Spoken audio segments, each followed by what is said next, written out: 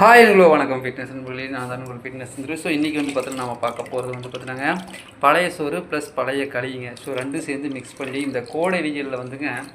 So இந்த fried ரைஸ்ன்னு சொல்லுவோம்ல, இந்த சிக்கன் ரைஸு எக் ரைஸு அதெல்லாம் சாப்பிட்றத விட்டுட்டு இந்த மாதிரி நல்லா களி, கம்பு, ராகி, கேழ்வரகு, ஸோ இந்த மாதிரி புழுதுணி வந்து நல்லா குடிங்க. தயவு செஞ்சு இந்த மாதிரி குடிச்சிங்கன்னா மட்டும்தான் நான் உயிர் வாழ முடியுங்க.